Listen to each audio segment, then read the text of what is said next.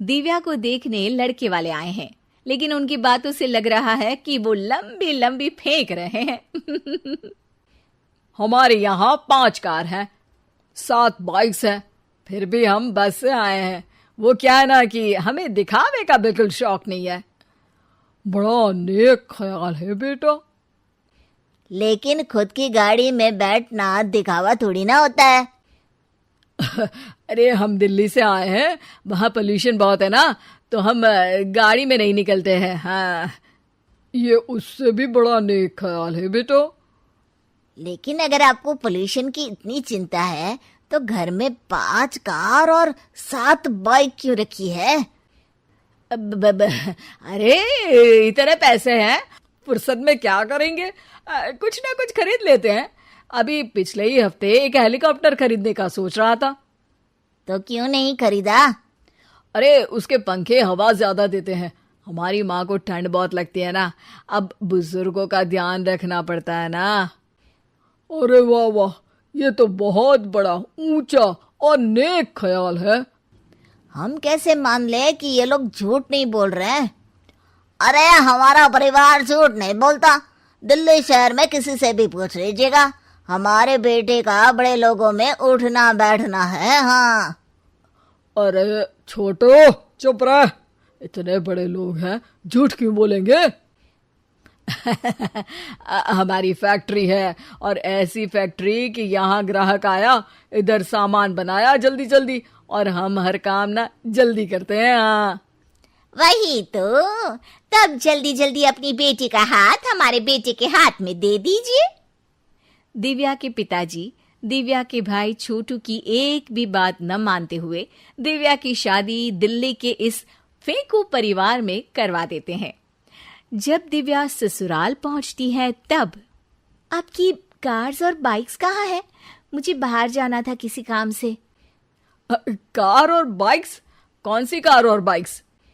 अरे जब आप मुझे देखने आए थे तो कहा था ना कि आपके यहाँ 5 कार्स हैं और 7 बाइक्स हैं। हाँ हाँ, उस दिन थी, आज नहीं है। है? आज कहाँ गई? अरे जिनकी थी वो ले गए। मतलब वो आपकी नहीं थी? आपने तो कहा था हमारे घर पर है।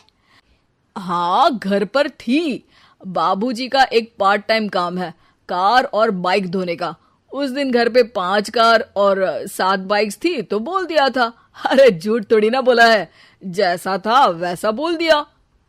और वो हेलीकॉप्टर खरीदने वाली बात, वो झूठ थी क्या?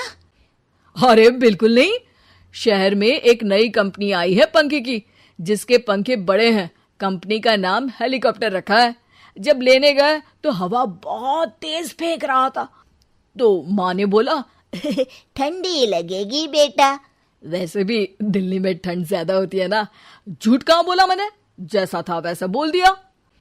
हे भगवान, और वो फैक्ट्री वाली बात, इधर ग्राहक आया उधर सामान तैयार। अरे वो भी तो बिल्कुल सही है, मेरा ना पानी पूरी का ठेला है, इधर ग्राहक आता है उधर पानी पूरी बना देता हूँ। अरे झूठ कहाँ बोला, जैसा था वैसा बोल दिया। हे राम, मेरे तो कर्म फूट गए। आपने तो कहा था कि आप लोगों का बड़े लोगों में उठना बैठना है। अरे है तो, पहले मैं बहुत बड़े लोगों के यहाँ नौकर था, जब भी कोई गलती करता तो वो मुझसे उठक बैठक लगवा देते। हो गया ना बड़े लोगों में उठना बैठना।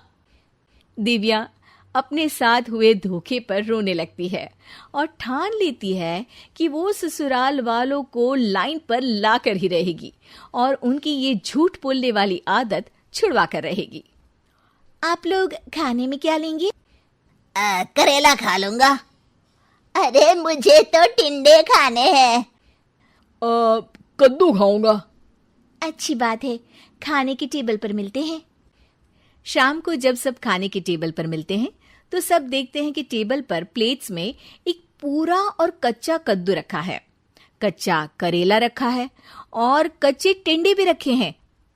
बहू, ये सब क्या है? ससुर जी के लिए करेले, आपके लिए टिंडे और श्रवण जी के लिए कद्दू। अरे वो तो दिख रहा है, लेकिन ये पकाया क्यों नहीं है? आप लोगों ने पकाने को तो नहीं कहा था, बस मैंने पूछा था क्या खाएंगे, तो आपने ये कहा था कि करेले, टिंडे और कद्दू खाने वाले हैं। ये क्या मजाक है दिव्या, तुम झूठ बोल रही हो। अरे मजाक कहाँ है, आपने कहा कद्दू खाएंगे तो खाइए, ऐसे थोड़ी ना कहा था कि पका हुआ खाएंगे। और वो आप क्या कहते हैं, जैसा था वैसा बोल दिया, झूठ कहाँ बोला मैंने। दिव्या की बात सुनकर, समझकर सब शर्मिंदा हो जाते हैं और उन्हें अपने किए और झूठ बोलने की आदत पर पछतावा होता है। दिव्या समझदारी दिखाते हुए उन्हें सच के रास्ते पर चलने और किसी से मजाक में भी झूठ ना बोलने की सीख देती है और उनके काम में मदद करके उनके काम को और बड़ा बनाने में मदद करने लग जाती है।